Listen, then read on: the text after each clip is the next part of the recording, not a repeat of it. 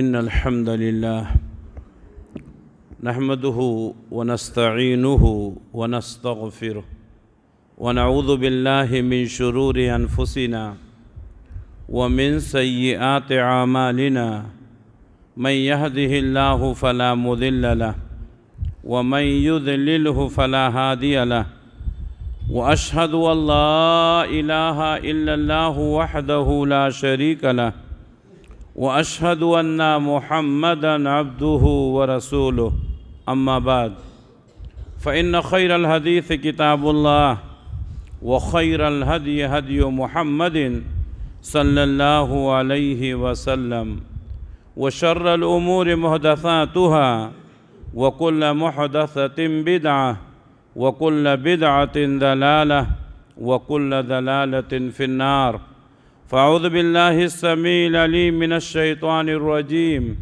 بسم الله الرحمن الرحيم قاف والقرآن المجيد بل عجبوا أن جاءهم منذر منهم فقال الكافرون هذا شيء عجيب أإذا متنا وكنا ترابا ذلك رجع بعيد قد علمنا ما تنقص الأرض منهم وعندنا كتاب حفيظ بل كذبوا بالحق لما جاءهم فهم في أمر مريج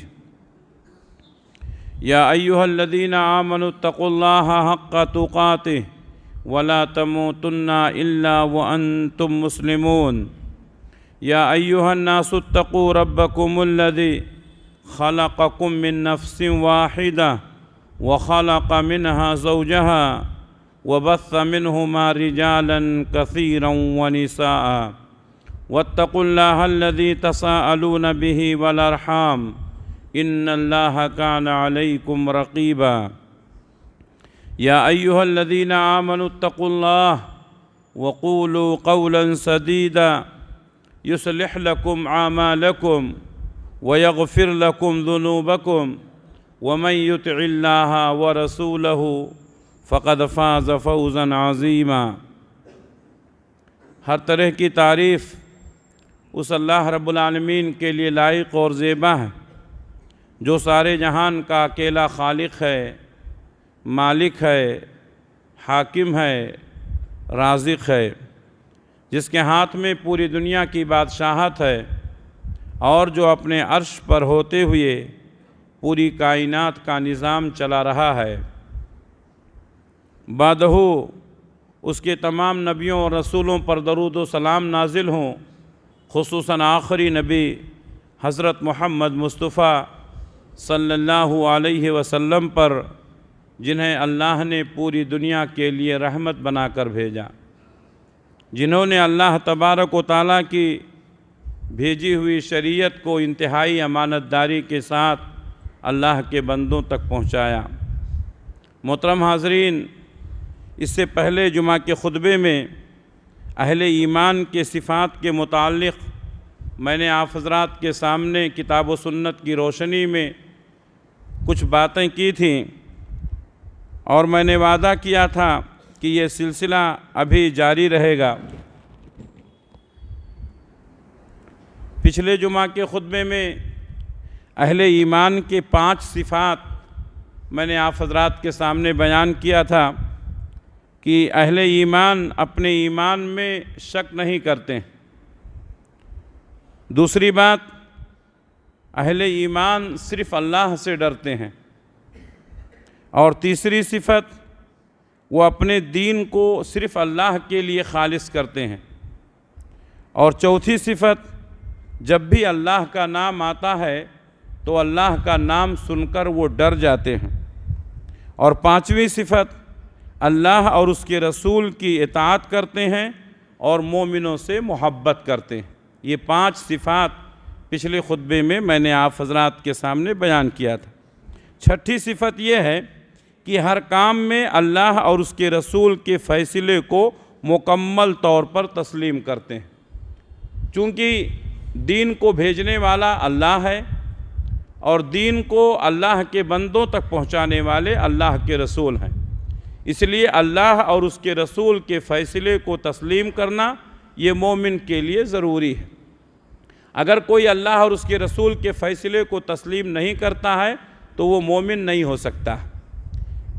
کچھ لوگ ایسے ہوتے ہیں جو بظاہر تسلیم کر لیتے ہیں لیکن ان کے دل میں کسی طرح کی کوئی کدورت رہتی ہے۔ آپ کسی سے ملتے ہیں، سلام کرتے ہیں، گفتگو کرتے ہیں، لیکن آپ کے دل میں اس کے تعلق سے نفرت ہوتی ہے۔ ایسا ہوتا ہے، لوگوں کے سامنے کچھ اور ظاہر کرتے ہیں، دل میں کچھ اور رہتا ہے۔ تو ہم اللہ اور اس کے رسول کے فیصلے کو مکمل طور پر تسلیم کریں اور ہمارے دل میں کسی طرح کی کوئی قباحت نہ ہو، کیا کریں مجبوری میں ماننا پڑا، ایسا نہیں ہونا چاہیے۔ اللہ تبارک و تعالیٰ نے سورہ نساء میں فرمایا فَلَا وَرَبِّكَ لَا يُؤْمِنُونَ حَتَّى يُحَكِّمُوكَ فِي مَا شَجَرَ بَيْنَهُمْ ثُمَّ لَا يَجِدُوا فِي أَنفُسِهِمْ حَرَجًا مِّمَّا قَضَيْتَ وَيُسَلِّمُوا تَسْلِيمًا۔ تمہارے رب کی قسم، کوئی اس وقت تک مومن نہیں ہو سکتا ہے جب تک کہ آپ کے فیصلے کو مکمل طور پر تسلیم نہ کر لے اور وہ اپنے نفس میں کسی طرح کی کوئی کراہت محسوس نہ کریں۔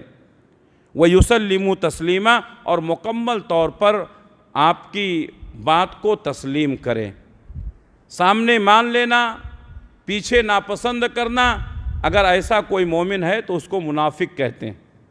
اللہ کے نبی صلی اللہ علیہ وسلم کے فیصلے کو مکمل طور پر تسلیم کرنا۔ صحیح بخاری کی حدیث ہے، اللہ کے نبی صلی اللہ علیہ وسلم کے پاس ایک مقدمہ آیا، حضرت عبداللہ ابن زبیر رضی اللہ تعالیٰ عنہ کا تھا اور ایک منافق کا تھا۔ حضرت عبداللہ ابن زبیر رضی اللہ تعالیٰ عنہ کا کھیت جو ہے اوپر تھا اور منافق کا کھیت نیچے تھا۔ منافق یہ کہہ رہا تھا کہ پہلے مجھے اس کا پانی آنے دینا چاہیے، پہلے پانی کا حقدار میں ہوں۔ حضرت عبداللہ ابن زبیر رضی اللہ تعالیٰ عنہ نے کہا چونکہ میرا کھیت اوپر ہے اس لیے میرا کھیت سیراب ہو جائے، اس کے بعد میں آپ کے لیے پانی چھوڑ دوں گا۔ نبی صلی اللہ علیہ وسلم کے پاس یہ مقدمہ گیا، پیارے نبی صلی اللہ علیہ وسلم نے یہ فیصلہ کیا۔ آپ کو معلوم نہیں ہے کہ کس کا کھیت اوپر ہے کس کا کھیت نیچے ہے۔ آپ نے کہا جس کا کھیت اوپر ہے وہ پہلے پانی لے لے اور بعد میں جس کا کھیت نیچے ہے اس کے لیے پانی چھوڑ دے۔ چونکہ عبداللہ ابن زبیر رضی اللہ تعالیٰ عنہ اللہ کے نبی صلی اللہ علیہ وسلم کے رشتہ دار تھے، اس لیے منافق نے کیا کہا کہ اللہ کے نبی صلی اللہ علیہ وسلم نے اپنے رشتہ دار ہونے کے ناطے عبداللہ ابن زبیر کی طرفداری کی ہے۔ اللہ تبارک و تعالیٰ نے اس آیت کو نازل فرمایا۔ جمعہ کے دن پیر پھیلا کے مت بیٹھو، اگر کوئی پریشانی ہے تو کرسی پر بیٹھ سکتے ہیں۔ تو اللہ کے نبی صلی اللہ علیہ وسلم کے فیصلے کو تسلیم کرنا، بظاہر اس نے تسلیم کر لیا لیکن اس کے دل میں نبی صلی اللہ علیہ وسلم کے فیصلے کے تعلق سے کراہت تھی۔ اس لیے اللہ تبارک و تعالیٰ نے فرمایا کہ مومن کی صفت یہ ہے کہ اللہ اور اس کے رسول کے فیصلے کو تسلیم کر لیں اور دل میں کسی طرح کی کوئی قباحت، کسی طرح کی کوئی کراہت محسوس نہ کریں۔ مجبوری میں کرنا یہ ایمان کے منافی ہے۔ اسی طریقے سے اہل ایمان کی چھٹی صفت یہ ہے کہ ہر چیز میں اللہ اور اس کے رسول کی اطاعت کرنا اور آپ صلی اللہ علیہ وسلم کی اور اللہ کی رضا کو ترجیح دینا۔ ہم جو بھی کام کریں ہمارا مقصد کیا ہونا چاہیے؟ اللہ خوش ہو جائے، اللہ راضی ہو جائے۔ اگر ہم اس نیت سے کرتے ہیں تو ہم مومن ہیں۔ اگر دوسروں کو خوش کرنے کے لیے ہم کوئی کام کرتے ہیں تو یہ اہل ایمان کی صفات کے خلاف ہے۔ اللہ تبارک و تعالیٰ نے فرمایا انما کان قول المؤمنین اذا دعوا الی اللہ ورسولہ لیحکم بینہم ان یقولوا سمعنا واطعنا واولئک هم المفلحون۔ مومنوں کی صفت یہ ہے کہ جب ان کو بلایا جاتا ہے کہ اللہ اور اس کے رسول ان کے تعلق سے فیصلہ کریں تو وہ یہ کہہ دیں سمعنا واطعنا، ہم نے اللہ کے رسول صلی اللہ علیہ وسلم کی باتوں کو سن لیا، ہم نے آپ کی اطاعت اور فرما برداری قبول کر لی۔ وَأُولَئِكَ هُمُ الْمُفْلِحُونَ، اور یہی لوگ کامیاب ہونے والے ہیں۔ ہم اپنے تمام معاملات کو اللہ اور اس کی رضا کے تابع کر دیں۔ کسی کو خوش کرنا، سارے لوگ خوش ہو جائیں تو ہمیں کیا مل جائے گا؟ سارے لوگ ناراض ہو جائیں تو ہمارا کیا بگڑ جائے گا؟ مومن صرف اللہ کی رضا کے لیے کام کرتا ہے۔ کچھ منافقین تھے جو اللہ کے نبی صلی اللہ علیہ وسلم سے ملتے تھے اور آپ کے صحابہ سے ملتے تھے تو یہ ظاہر کرتے تھے کہ وہ آپ کو بہت چاہتے ہیں، آپ سے بہت محبت کرتے ہیں، دھوکہ دینے کے لیے اس طرح کا عمل کرتے تھے۔ اللہ تبارک و تعالیٰ نے ان منافقین کو ڈانٹا کہ یہ منافق جو ہیں یہ اللہ کی رضا نہیں چاہتے ہیں یا آپ لوگوں کو خوش کرنا چاہتے ہیں، مسلمانوں کو خوش کرنا چاہتے ہیں؟ ہمارے درمیان بھی بہت سارے لوگ ہیں، کسی کی مدد کرتے ہیں، کوئی کام کرتے ہیں، تو مقصد یہ ہوتا ہے کہ لوگ ان کی تعریف کریں، لوگ ان سے خوش ہو جائیں۔ میرے بھائیوں، لوگوں کی تعریف سننے کے لیے، لوگوں کو خوش کرنے کے لیے آپ کتنا بھی اچھا کام کر لیں، ثواب نہیں ملے گا۔ اللہ کی رضا کے لیے، اللہ کو خوش کرنے کے لیے کام کرنا چاہیے۔ اللہ تبارک و تعالیٰ نے فرمایا یحلفون باللہ لکم لیرضوکم، وہ تمہارے سامنے اللہ کی قسم کھاتے ہیں تاکہ تم لوگ ان سے راضی ہو جاؤ۔ واللہ ورسولہ احق ان یرضوہ، اللہ اور اس کے رسول زیادہ حق رکھتے ہیں کہ اللہ اور اس کے رسول کو راضی کیا جائے۔ ان کانوا مومنین، اگر وہ مومن ہے۔ ہمارے ہر عمل کا مقصد اللہ کے رسول کی اطاعت کرنا اور اللہ کو راضی کرنا۔ آپ صدقہ و خیرات کرتے ہیں اللہ کی رضا کے لیے، نماز پڑھتے ہیں اللہ کی رضا کے لیے، کسی کی مدد کرتے ہیں اللہ کی رضا کے لیے، لوگوں کو خوش کرنے کے لیے کام کرنا یہ مومن کی شان نہیں ہے۔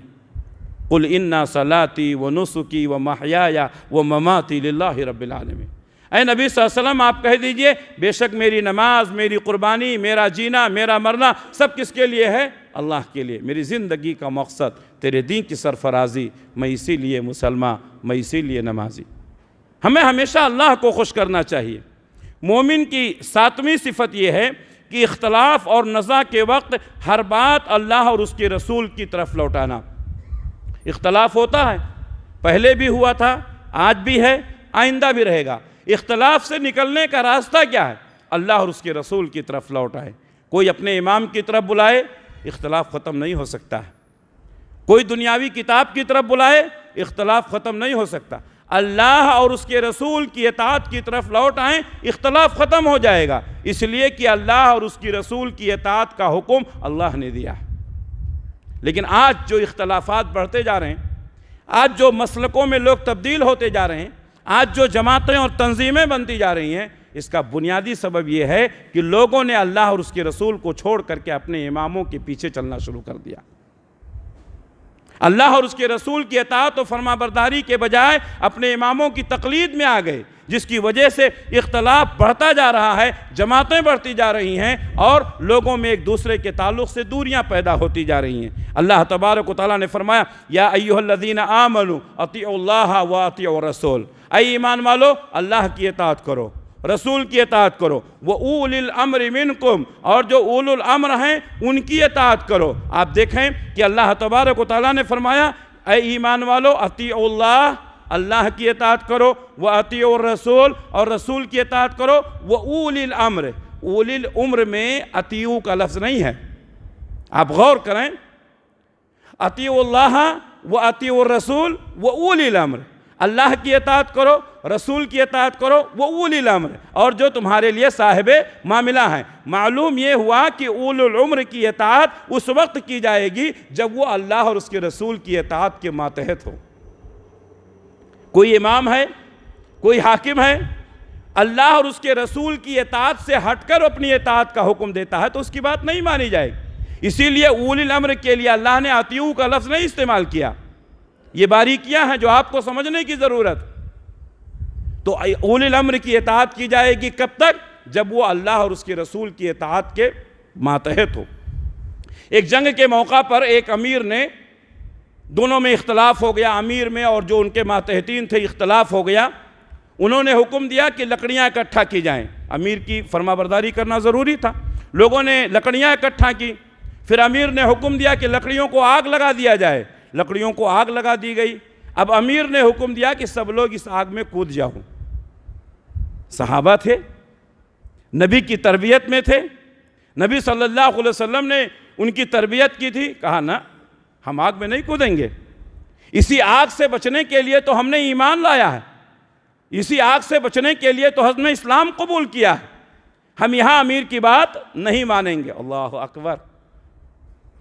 تو اللہ اور اس کے رسول کی اطاعت کے خلاف اگر امیر کوئی حکم دے تو اس کی بات نہیں مانی جائے گی۔ لا طاعۃ المخلوق فی معصیۃ الخالق، کسی بھی مخلوق کی بات اللہ کی نافرمانی میں نہیں مانی جائے، چاہے وہ ماں ہی کیوں نہ ہو، چاہے وہ باپ ہی کیوں نہ ہو، چاہے وہ شوہر ہی کیوں نہ ہو، چاہے وہ امیر ہی کیوں نہ ہو۔ اللہ اور اس کے رسول کے حکم کے خلاف کوئی حکم دیتا ہے تو اس کی بات نہیں مانی جائے گی۔ واقعہ پیش آیا، صحابہ کرام واپس آئے، اللہ کے نبی صلی اللہ علیہ وسلم کے سامنے یہ بات رکھی کہ اے اللہ کے رسول اس بار ایسا مسئلہ پیش آیا۔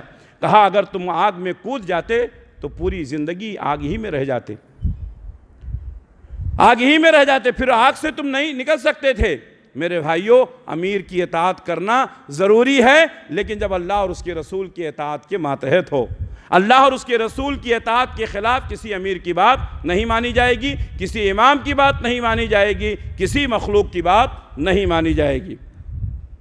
تو اللہ نے فرمایا یا ایھا الذین آمنوا اطیعوا اللہ واطیعوا الرسول، اے ایمان والو اللہ کی اطاعت کرو، رسول کی اطاعت کرو، وَأُولِي الْأَمْرِ مِنْكُمْ، اور جو تمہارے درمیان صاحب معاملہ ہیں اولو الامر ہیں ان کی بھی بات مانو، اللہ اور اس کے رسول کے اگر مطابق ہو، حکم کے مطابق ہو۔ فَإِن تَنَازَعْتُمْ فِي شَيْءٍ فَرُدُّوهُ إِلَى اللَّهِ وَالرَّسُولِ، اگر تمہارا اختلاف ہو جائے تو معاملوں کو اللہ اور اس کے رسول کی طرف پلٹاؤ۔ إِن كُنتُمْ تُؤْمِنُونَ بِاللَّهِ وَالْيَوْمِ الْآخِرِ، اگر تم اللہ پر اور یوم آخرت پر ایمان رکھتے ہو۔ آپ جا کے مطالعہ کر لیں سورہ نساء آیت نمبر 59، 50 پر 9، اس کی تفسیر پڑھیں۔ آج بہت سارے لوگ اماموں کی تقلید میں جماعتوں کے درمیان اختلاف پیدا کرتے ہیں، وہ مومن نہیں ہو سکتے ہیں، وہ ایمان کے تقاضوں کو نہیں پورا کر سکتے ہیں۔ ایمان کے تقاضوں کو پورا کرنے کے لیے ہے تقلید کے بندھنوں سے باہر نکلیں، مسلک کے بندھنوں سے باہر نکلیں، صرف اللہ اور اس کے رسول کی اطاعت و فرما برداری کریں۔ یہی اللہ کا پیغام ہے، یہی رسول اللہ صلی اللہ علیہ وسلم کا پیغام۔ اسی طریقے سے اہل ایمان کی 8ویں صفت یہ ہے کہ نماز میں خشوع خضوع اختیار کرتے ہیں اور لغو کاموں سے بچتے ہیں۔ آج بہت سارے لوگ نماز میں آئیں گے لیکن نماز میں کھیلتے رہتے ہیں، جمعہ میں آتے ہیں مختلف قسم کی مشغولیات میں رہتے ہیں۔ مومن خشوع خضوع نماز کا حصہ ہے۔ جو آدمی خشوع خضوع کے ساتھ نماز نہیں پڑھے گا اس کو نماز کا مکمل ثواب نہیں مل سکتا۔ نماز کے مختلف حصے ہیں، اس کے مختلف ثواب کی قسمیں ہیں۔ وضو کرنا، مسجد میں آنا، جماعت کے ساتھ نماز پڑھنا، سطر ڈھکنا، خشوع خضوع اختیار کرنا، قبلہ رخ ہونا، یہ ساری چیزیں نماز کے شرائط ہیں۔ خشوع خضوع بھی نماز کی شرط ہے۔ آج ہماری نمازوں کا اثر نہیں ہو رہا ہے، اس لیے کہ بہت سارے لوگ نماز میں خشوع خضوع نہیں پیدا کرتے ہیں، نماز میں مختلف قسم کے خیالات میں ڈوبے رہتے ہیں۔ مومن کی صفت یہ ہے جب اللہ کے سامنے کھڑا ہوتا ہے تو دنیا کی تمام مشغولیات سے اپنے آپ کو الگ کر لیتا۔ کیوں؟ اب وہ رب کے سامنے کھڑا ہے، اب وہ رب کی عبادت کے لیے کھڑا ہے۔ اللہ تبارک و تعالیٰ نے فرمایا قد افلح المؤمنون، مومن لوگ کامیاب ہو گئے، الذین ہم فی صلاتہم خاشعون، وہ لوگ جو اپنی نمازوں میں خشوع خضوع کرتے ہیں۔ وہ مومن کامیاب ہو گئے جو اپنی نماز میں خشوع خضوع کرتے ہیں، ایک دم کانسنٹریشن کے ساتھ، ایک دم توجہ کے ساتھ، ایک دم خشوع کے ساتھ۔ آج میرا معاملہ کیا ہے، آج ہمارا معاملہ کیا ہے میرے بھائیوں؟ ذرا گرمی لگی تو ہم پریشان ہو جاتے ہیں، ذرا کرنٹ چلا گیا تو پریشان ہو جاتے ہیں، ذرا مکھی مچھر آ گئے تو پریشان ہو جاتے ہیں۔ نبی کریم صلی اللہ علیہ وسلم کے زمانے میں، صحابہ کرام کے زمانے میں مسجدوں میں نہ پنکھے تھے، نہ لائٹ تھی، نہ قالینیں بچھی ہوئی تھی، نہ ایسیاں لگی ہوئی تھیں، نہ کسی طرح کا کوئی سہولت تھی۔ صحابہ کرام کچی زمینوں پر نماز پڑھتے تھے، مختلف صحابہ مختلف قسم کی پریشانیوں سے نماز پڑھتے۔ صحابہ کہتے ہیں اتنی سخت گرمی ہوتی تھی جب ہم سجدے میں جاتے تھے تو چہرے کو زمین پر ٹکانا مشکل ہو جاتا تھا، ہم لوگ اپنے کپڑے کو اپنی پیشانی کے نیچے رکھ لیتے تھے تاکہ گرمی سے محفوظ رہیں۔ اللہ کے نبی صلی اللہ علیہ وسلم نے رمضان کی ایک رات میں سجدے سے سر اٹھایا، صحابہ کرام کہتے ہیں اس رات بارش ہوئی تھی، ہم نے دیکھا کہ اللہ کے نبی صلی اللہ علیہ وسلم کی پیشانی پر اور آپ کی ناک پر کیچڑ لگا ہوا ہے، کیچڑ لگا ہوا۔ یہ صحابہ کرام تھے، اللہ کے سامنے اللہ کی عبادت کر رہے ہیں تو خشوع خضوع ہونا چاہیے، پریشان نہیں ہونا چاہیے۔ ہماری نمازیں بے روح ہو گئی ہیں، جو میں سر بسجدہ ہوا کبھی تو زمین سے آنے لگی صدا، تیرا دل تو ہے صنم آشنا، تجھے کیا ملے گا نماز میں۔ ہم نماز پڑھ رہے ہیں، خیالات میں کہیں اور رہتے ہیں، ہم نماز پڑھتے ہیں لیکن ہمارا ذہن کہیں اور رہتا ہے۔ میرے بھائیوں، مومن کی صفت ہے والذین ہم فی صلاتہم خاشعون، وہ لوگ اپنی نماز میں خشوع خضوع اختیار کرتے ہیں۔ والذین ہم عن اللغو معرضون، اور وہ لوگ ہیں جو لغو سے اپنے آپ کو بچاتے ہیں، یعنی نماز میں بیکار کاموں سے اپنے آپ کو بچاتے ہیں۔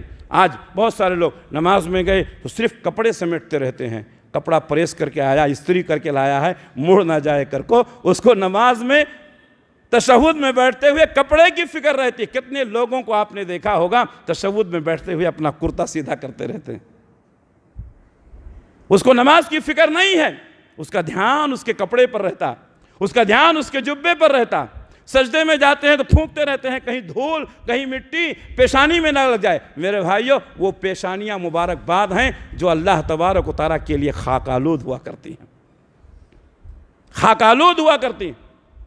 میرے بھائیوں، نماز میں خشوع خضوع پیدا کرو۔ تو اللہ کے نبی صلی اللہ علیہ وسلم نے اس طریقے سے مختلف صفات بیان کیا اہل ایمان کے۔ آپ صلی اللہ علیہ وسلم نے اور اللہ تبارک و تعالیٰ نے مومنوں کی صفات بیان کیے کہ نماز میں خشوع خضوع کرتے ہیں، نماز میں ان کے اندر کانسنٹریشن ہوتا ہے، ادھر ادھر توجہ نہیں دیتے ہیں۔ اسی طریقے سے اہل ایمان کی 9ویں صفت یہ ہے کہ وہ توبہ اور استغفار کثرت سے کرتے ہیں اور حدود الہی کی پابندی کرتے ہیں۔ توبہ اور استغفار کرنا یعنی ہمیشہ اللہ سے ڈرتے رہنا، ہمیشہ توبہ اور استغفار کرتے رہنا۔ اللہ کے نبی صلی اللہ علیہ وسلم کہتے ہیں میں دن میں 100 سے زیادہ مرتبہ اللہ کے حضور توبہ و استغفار کرتا ہوں، 100 سے زیادہ مرتبہ اللہ کے حضور توبہ و استغفار کرتا ہوں۔ آج ہمارا حال کیا ہے؟ ہم یہ سمجھتے ہیں کہ ہم نے تو کوئی گناہ نہیں کیا ہے، ہم نے تو کوئی غلطی نہیں کی ہے، ہم گناہ نہیں کرتے ہیں، غلطی نہیں کرتے ہیں، اس لیے ہم کو توبہ کی ضرورت نہیں ہے۔ مومن وہ ہیں جو توبہ کرتے، التائبون جو توبہ کرنے والے ہیں، العابدون اللہ کی عبادت کرنے والے ہیں، الحامدون اللہ کی تعریف بیان کرتے ہیں، السائحون روزہ رکھنے والے ہیں یا اللہ تبارک و تعالیٰ کے لیے سفر کرنے والے ہیں، الآمرون بالمعروف بھلائی کا حکم دینے والے ہیں، والناہون عن المنکر برائی سے روکنے والے ہیں، والحافظون لحدود اللہ اور اللہ کے حدود کی حفاظت کرنے والے ہیں، وبشر المومنین اور ایسے مومنوں کو آپ بشارت دے دیجئے۔ سورہ توبہ کے اندر اللہ تبارک و تعالیٰ فرماتا ہے التائبون توبہ کرنے والے۔ دنیا میں جتنے انسان پیدا ہوئے ہر ایک سے گناہ ہوتا ہے، میں بھی گنہگار ہوں، آپ بھی گنہگار ہیں، ہم سے پہلے جو گزر گئے وہ بھی گنہگار، سب سے گناہ ہوتا ہے۔ پیارے نبی نے فرمایا کل بنی آدم خطاؤن خیر خطائین التواب۔ ابن آدم سے سب سے غلطیاں ہوتی ہیں، سب سے گناہ ہوتے ہیں، لیکن اچھے لوگ وہ ہیں جو گناہوں کے بعد توبہ کر لیتے ہیں۔ توبہ کرنا یہ مومن کی صفت ہے، اللہ کے سامنے اللہ کے حضور اپنے گناہوں پر رونا، گڑ گڑانا، توبہ کرنا۔ التائب من الذنب کمن لا ذنب لہ، اگر کوئی شخص اپنے گناہوں سے توبہ کرتا ہے تو وہ ایسے پاک ہو جاتا ہے گویا کہ اس نے گناہ نہیں کیا تھا۔ ہمیں بار بار توبہ کرتے رہنا چاہیے۔ ہم نماز پڑھتے ہیں، نماز پڑھنے کے بعد سلام پھرتے ہیں، اللہ اکبر، استغفر اللہ، استغفر اللہ، استغفر اللہ۔ استغفر اللہ کیوں کہتے ہیں؟ اے اللہ میں تیری مغفرت چاہتا ہوں۔ ہم تو نماز پڑھ رہے تھے، نماز کے بعد استغفار کا کیا مطلب؟ اے اللہ ہم نے تیری عبادت کی ہے، تیری عبادتوں میں کوئی کمی رہ گئی ہو تو اے اللہ معاف فرما دے۔ میرے بھائیوں ہمیشہ توبہ اور استغفار کرتے رہیں، توبہ استغفر اللہ و اتوب الیہ، ہمیشہ اللہ کے سامنے توبہ اور استغفار کرتے رہیں، اللہ کے حدود کی پابندی کریں۔ اللہ تعالیٰ نے حدیں متعین کی ہیں، یہ کر سکتے ہیں یہ نہیں کر سکتے ہیں، جتنا کرنے کا حکم دیا ہے اتنا کرنا ہے، جس سے روکا ہے اس سے رکنا ہے۔ بہت ساری چیزیں ایسی ہیں جس سے اللہ نے منع کیا ہے، یہ ہے اللہ کے حدود کی پابندی کرنا۔ مثال کے طور پر جھوٹ نہیں بولنا، مثال کے طور پر شراب نہیں پینا، سود نہیں کھانا، ان چیزوں کو اللہ نے منع، یہ حد ہیں، اس سے آگے نہیں بڑھنا۔ تو ہمیں چاہیے کہ اللہ کے حدود کی پابندی کریں۔ اہل ایمان کی 10ویں صفت یہ ہے کہ حدود الہی کے نفاذ میں کسی طرح کی کوئی نرمی نہیں کرتے، لیکن یہ ان لوگوں کے لیے ہے جو صاحب اقتدار ہیں، عام لوگوں کے لیے نہیں ہے۔ اللہ کے نبی صلی اللہ علیہ وسلم کے زمانے میں کچھ جرائم ایسے تھے جس کی سزا قرآن مجید میں متعین کی گئی ہے یا حدیث میں متعین کی گئی ہے۔ مثال کے طور پر اگر کوئی شخص چوری کرے تو اس کا ہاتھ کاٹا جائے گا، کوئی شخص زنا کرے اگر وہ شادی شدہ ہے تو اس کو رجم کیا جائے گا، غیر شادی شدہ ہے تو اس کو 100 کوڑے مارے جائیں گے اور 1 سال کے لیے شہر بدر کیا جائے گا۔ یہ شرعی حدود ہے۔ جو مسلمانوں کا حاکم ہوتا ہے، حکمراں ہوتا ہے، وہ شرعی حدود کا نفاذ کرتا ہے، اس میں کسی طرح کی کوئی نرمی نہیں کی جائے گی۔ اللہ کے نبی صلی اللہ علیہ وسلم کے سامنے ایسے مسئلے آتے تھے، چور کا ہاتھ کاٹا جائے گا، وہ کتنا ہی بڑا کیوں نہ ہو، وہ کتنا ہی بڑا کیوں نہ ہو، چوری کی ہے اس کا ہاتھ کاٹا جائے گا، زنا کیا ہے اس کو سزا ملے گی، لیکن یہ اس وقت ہے جب ہمارا حاکم مسلمان ہو، شرعی قانون نافذ ہو۔ آپ ہمارے ملک میں، اپنے ملک میں آپ شرعی قانون نہیں نافذ کر سکتے، کیوں؟ اس لیے کہ ہم ایک جمہوری ملک میں رہتے ہیں۔ اگر آپ نے کسی چور کو ہاتھ کاٹ دیا تو آپ خود مجرم ہو جائیں گے، آپ کو پکڑ کر جیل میں ڈال دیا جائے گا۔ آپ نے کسی زانی کو رجم کر دیا تو آپ خود مجرم ہو جائیں گے، آپ کو اختیار نہیں ہے۔ تو شرعی حدود کے نفاذ کے لیے اسلامی سلطنت کا ہونا، اسلامی حکمراں کا ہونا ضروری ہے، جیسا کہ سعودی عرب کے اندر ہو رہا ہے۔ تو یہ ان لوگوں کے لیے ہے۔ بہرکیف شرعی حدود کے نفاذ میں کسی طرح کی کوئی نرمی نہیں کرنا۔ اللہ کے نبی صلی اللہ علیہ وسلم کے سامنے ایک عورت کا مسئلہ پیش آیا، آپ جانتے ہیں وہ بڑے خاندان کی تھی، بڑے گھر کی تھی، لوگوں نے سفارش کی کہ بڑے گھر کی ہے، اس کا ہاتھ نہ کاٹا جائے، تو اللہ کے نبی صلی اللہ علیہ وسلم نے فرمایا لو سرقت فاطمۃ بنت محمد لقطعت یدہا، اگر میری بیٹی فاطمہ چوری کرتی تو میں اس کا ہاتھ کاٹ دیتا، تم کیا بات کرتے ہو؟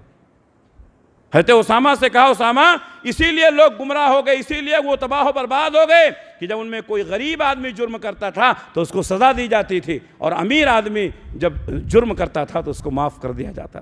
ملک ایسا نہیں چلتا ہے، ملک ایسا نہیں چلتا ہے۔ جرم جرم ہے، مجرم کوئی بھی ہو اس کی سزا ملنی چاہیے، اس کو سزا ملنی چاہیے۔ بڑا ہے تو چھوڑ دیا گیا، چھوٹا ہے تو سزا دی گئی، نہیں، عدل کے ساتھ، انصاف کے ساتھ کام ہونا چاہیے۔ اللہ نے فرمایا الزانیۃ والزانی فاجلدوا کل واحد منہما 100 جلدہ، زنا کرنے والی عورت ہو یا مرد ہو، ان میں سے ہر ایک کو 100 کوڑے مارے جائیں گے۔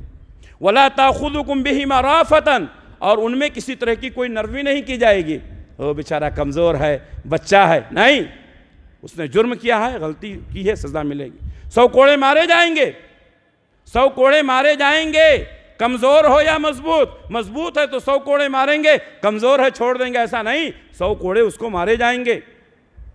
اللہ نے فرمایا کہ ان میں کسی طرح کی کوئی نرمی نہ کرو، فی دین اللہ، اللہ کے دین کے حدود میں، ان کنتم تؤمنون باللہ والیوم الآخر، اگر تم اللہ پر اور یوم آخرت پر ایمان رکھتے ہو، حدود کے نفاذ میں کسی طرح کی کوئی نرمی نہیں کی جائے گی۔ اسی طریقے سے اہل ایمان کی 11ویں صفت یہ ہے کہ ایک مسلمان دوسرے مسلمان کو اپنا بھائی سمجھنا، وہ امیر ہو یا غریب، ہمارا بھائی ہے، ہمارا بھائی ہے۔ تمام مومن آپس میں ایک دوسرے کے بھائی ہیں۔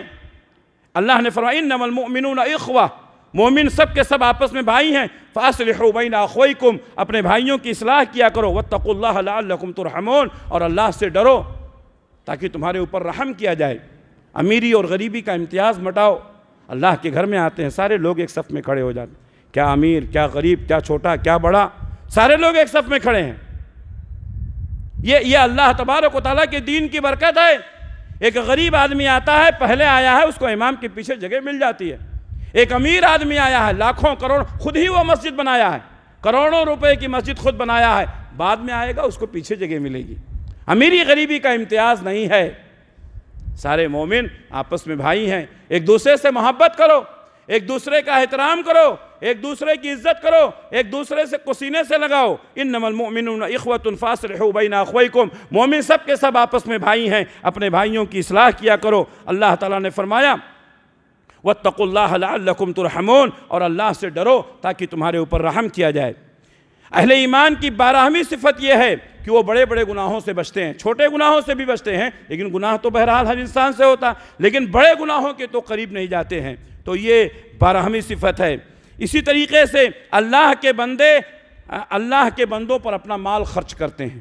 یہ اللہ تبارک و تعالیٰ نے 13ویں صفت بیان کی ہے۔ مومن اللہ کے بندوں کی مدد کرتا ہے، کوئی ضرورت مند ہے اس کی مدد کرتا ہے۔ اللہ تعالیٰ نے فرمایا وَآتَ الْمَالَ عَلَى حُبِّهِ ذَوِي الْقُرْبَى وَالْيَتَامَى وَالْمَسَاكِينَ، مومن وہ ہیں جو اپنے مال کو دیتے ہیں، حالانکہ مال سے محبت ہے۔ کون مال نہیں چاہتا؟ ہم نہیں چاہتے ہیں، آپ نہیں چاہتے، ہر آدمی مال سے محبت کرتا ہے، ہر آدمی پیسے سے محبت کرتا ہے، لیکن اس کے باوجود بھی، مال سے محبت کرنے کے باوجود بھی اللہ کے بندوں کو دینا، اللہ کے بندوں کو عطا کرنا، یہ مومن کی پہچان ہے۔ وَآتَ الْمَالَ عَلَى حُبِّهِ، پسند کے باوجود، مال سے محبت کرنے کے باوجود وہ مال کو دیتے ہیں۔ کس کو؟ ذوی القربہ، قریبی رشتہ داروں کو، والیتامی اور یتیموں کو، والمساکین اور مسکینوں کو، وابن السبیل اور اللہ کے راستے میں سفر کرنے والوں کو، والسائلین اور مانگنے والوں کو، وفی الرقاب اور گردنوں کو آزاد کرنے میں۔ کون مال سے محبت نہیں کرتا؟ لیکن اللہ نے حکم دیا۔ میں اکثر یہ بات کہا کرتا ہوں، آج بھی کہہ رہا ہوں، بہت سارے لوگ سمجھتے ہیں یہ مال ہم نے کمایا ہے، یہ ہمارا اپنا ہے۔ نہیں میرے بھائیوں، یہ سوچ غلط ہے۔ پہلی بات، یہ سوچ اپنے ذہن سے نکالو، یہ مال ہم نے کمایا ہے، ہمارے پاس ہے، یہ صحیح ہے، لیکن یہ پورا مال ہمارا ہے، یہ غلط ہے۔ اللہ تعالیٰ نے اس میں لوگوں کے حقوق رکھے ہیں، رشتہ داروں کے حقوق ہیں، غربا کے ہیں، یتیموں کے ہیں، مسکینوں کے ہیں، بیواؤں کے ہیں۔ اللہ کے دین میں خرچ کرنا ہے، ان لوگوں کے حقوق کو ادا کرنا یہ ضروری ہے۔ آج مال میں برکت نہیں ہوتی ہے اس لیے کہ لوگ یہ سمجھتے ہیں یہ ہمارا مال ہے، ہم نے کمایا ہے، ہم اس کو کہیں خرچ نہیں کریں گے، اپنی مرضی سے جہاں چاہیں گے خرچ کریں گے۔ میرے بھائیو، یہ سوچ غلط ہے۔ اللہ نے یہ مال ہمارے پاس بطور امانت دی ہے۔ اللہ کی اس امانت کو اللہ کے بندوں پر خرچ کرنا ہے دستور کے مطابق، وصول کے مطابق۔ دستور اور وصول تو یہ ہے کہ 2.5% تو آپ کو زکوٰۃ نکالنا ہی ہے، 2.5% آپ کو زکوٰۃ نکالنا ہی ہے، یہ فرض ہے۔ اس کے علاوہ بھی زیادہ سے زیادہ صدقہ خیرات کرنا ہے، زیادہ سے زیادہ صدقہ خیرات کرنا ہے۔ آپ نے زکوٰۃ نکال دیا لیکن پھر بھی آپ کے پاس ہے، کوئی غریب آپ کے پاس آ گیا، آپ کو اس کی مدد کرنی ہے۔ کوئی پریشان حال آ گیا، آپ کو اس کی مدد کرنی ہے۔ ہاں، آپ کے پاس نہیں ہے کوئی بات نہیں، لیکن ہے تو آپ کو مدد کرنی ہے۔ ابھی ہماری پڑوسی ریاست میں کیرلا میں کتنا بڑا طوفان آیا، کئی گاؤں بہہ گئے۔ اللہ تعالیٰ نے ہم سب کو محفوظ رکھا، اللہ محفوظ رکھے۔ میرے بھائیوں، ہماری پڑوسی ریاست کئی گاؤں بہہ گئے، ہزاروں لوگ لاپتہ ہیں، گھر چھوڑو زمین کا بھی پتہ نہیں ہے۔ ان کے لیے زمین خریدنا، آباد کرنا، اور جو بچے کھچے ہیں ان کے لیے دوا علاج کا انتظام کرنا کتنا مشکل کام ہے۔ الحمدللہ تمام جماعتیں اس کے لیے کام کرتی ہیں۔ ہماری جماعت نے بھی ہمیشہ ایسے آسمانی اور زمینی آفتوں کے موقع پر ہماری جماعت کے لوگوں نے ہمیشہ بڑھ کر کے ایسے لوگوں کا تعاون کیا ہے۔ میرے بھائیوں، یہ موقع ہے اپنے غریب بھائیوں کی مدد کرنے کا، اپنے پریشان بھائیوں کی مدد کرنے کا۔ وہ رہے ہوں گے، مالدار رہے ہوں گے، لیکن اب ان کے پاس کچھ نہیں ہے۔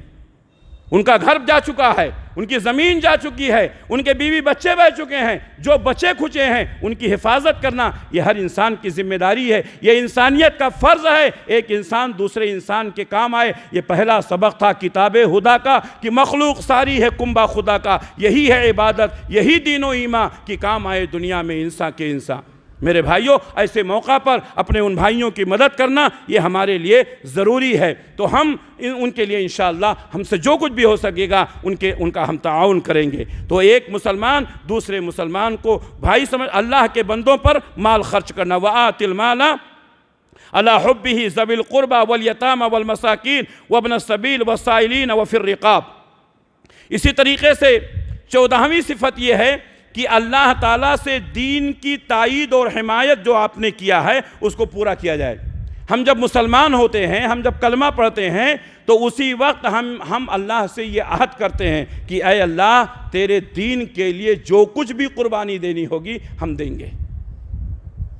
گرچہ آپ نے اپنی زبان سے نہیں کہا، لیکن اسلام میں داخل ہونے کے بعد آپ کے اوپر یہ پابندی لگا دی گئی کہ اب آپ مسلمان ہو گئے ہیں، آپ صاحب ایمان ہو گئے ہیں۔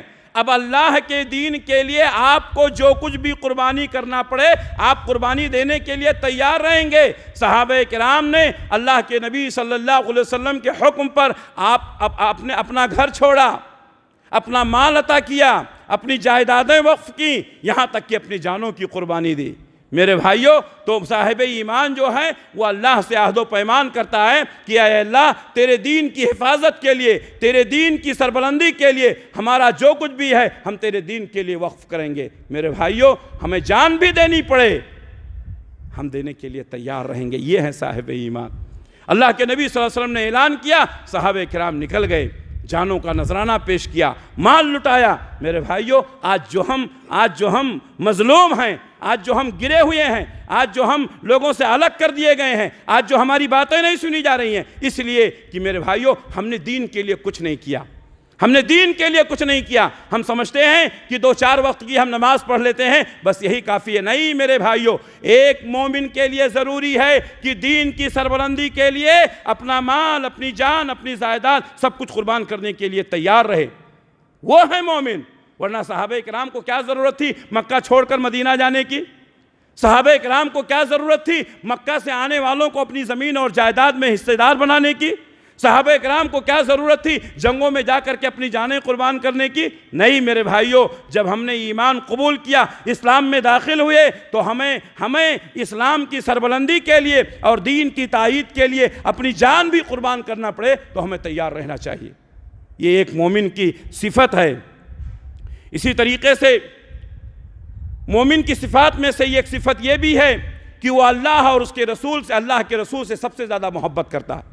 یقیناً اپنی بیوی بچوں سے محبت کرنا یہ بھی ایمان کی دلیل ہے، لیکن بیوی بچوں کی محبت نبی کی محبت پر غالب نہ آنے پائے. ہم نبی سے سب سے زیادہ محبت کرتے ہیں. اللہ تعالیٰ نے، اللہ کے نبی صلی اللہ علیہ وسلم فرمایا لا یؤمن احدکم حتی اکون احب الیہ من والدہ وولدہ والناس اجمعین. صحیح بخاری کی حدیث ہے. کوئی آدمی مومن ہو ہی نہیں سکتا جب تک کہ نبی صلی اللہ علیہ وسلم سے سب سے زیادہ محبت نہ. اپنے باپ سے زیادہ نبی سے محبت کرنا، اپنی اولاد سے زیادہ نبی سے محبت کرنا، یہاں تک کہ اپنے آپ سے بھی زیادہ نبی سے محبت کرنا. نبی کے لیے اپنی جان بھی چلی جائے تو قربان کر دینا. جان دی ہوئی اسی کی تھی. حق تو یہ ہے کہ حق ادا نہ ہوا. اللہ کے دین کے لیے جان بھی ڈالنا پڑے، جان بھی قربان کرنا پڑے تو ہم کو تیار رہنا چاہیے. اسی طریقے سے اپنے مسلمان بھائی کے لیے 16ویں صفت اہل ایمان کی یہ ہے کہ اپنے مسلمان بھائی کے لیے وہی پسند کرے جو اپنے لیے پسند کرتا ہے. اللہ کے نبی صلی اللہ علیہ وسلم فرمایا لا یؤمن احدکم حتی یحب لاخیہ ما یحب لنفسہ. تم میں کوئی آدمی مومن نہیں ہو سکتا جب تک کہ اپنے بھائی کے لیے بھی وہی چیز نہ پسند کرے جو اپنے لیے پسند، جو ہم اپنے لیے پسند کرتے ہیں وہی اپنے بھائی کے لیے بھی پسند کریں. اسی طریقے سے آخری بات 17ویں صفت اہل ایمان کی یہ ہے کہ وہ ہمیشہ سچ بولتے ہیں، سچی بات کرتے ہیں اور صلہ رحمی کرتے ہیں اور مہمان کی عزت کرتے ہیں. صحیح بخاری کی حدیث ہے. اللہ کے نبی صلی اللہ علیہ وسلم فرمایا من کان یؤمن باللہ والیوم الآخر فلیقل خیرا او لیصمت. جو شخص اللہ پر اور یوم آخرت پر ایمان رکھتا ہے اس کو چاہیے کہ وہ سچی بات اپنی زبان سے نکالے، ولیصمت، اور یارنہ وہ خاموش رہے. ہم جب بھی بولیں گے سچ بولیں گے چاہے ہماری زبان کٹ جائے. مومن کبھی جھوٹ نہیں بولتا، جب بھی بولتا ہے سچ بولتا ہے. ومن کان یؤمن باللہ والیوم الآخر فلیصل رحمہ. جو شخص اللہ پر اور یوم آخرت پر ایمان رکھتا ہے اس کو چاہیے کہ وہ صلہ رحمی کرے، رشتہ داریوں کو جوڑ کر رکھے. ومن کان یؤمن باللہ والیوم الآخر فلیکرم ضیفہ. اور جو شخص اللہ پر اور یوم آخرت پر ایمان رکھتا ہے اس کو چاہیے کہ اپنے مہمان کی عزت کرے. مہمان کی عزت کرنا ایمان کا حصہ ہے. آج مہمان آ گئے تو لوگ پریشان ہو جاتے ہیں، 1 سے 2 دن ٹک گیا تو پریشان ہو جاتے ہیں. مہمان اپنا خوراک لے کر آتا ہے، مہمان اپنا حصہ لے کر آتا ہے. مہمان کی عزت کرنا ایمان کا حصہ ہے. میرے بھائیو وقت نہیں ہے ورنہ میں بتاتا کہ ہمارے اسلاف نے مہمانوں کی کیسی عزتیں کی ہیں. اللہ سے دعا ہے کہ اللہ تبارک و تعالی ہم سب کو اہل ایمان کی صفات جو قرآن و حدیث میں بیان کیے گئے اللہ ہم سب کو اپنانے کی توفیق عنایت فرمائے. اللہ ہم سب کو سچا پکا مومن بنائے، نبی کی سنتوں پر عمل کرنے کی توفیق عنایت فرمائے. بدعات و خرافات سے اللہ ہم سب کی حفاظت فرمائے. اللہ جب تک دنیا میں رکھے اسلام پر قائم رکھے، خاتمہ ہو تو ایمان بالخیر پر ہو. ربنا تقبل منا انک انت السمیع العلیم وتب علینا انک انت التواب الرحیم برحمتک یا ارحم الراحمین. آمین.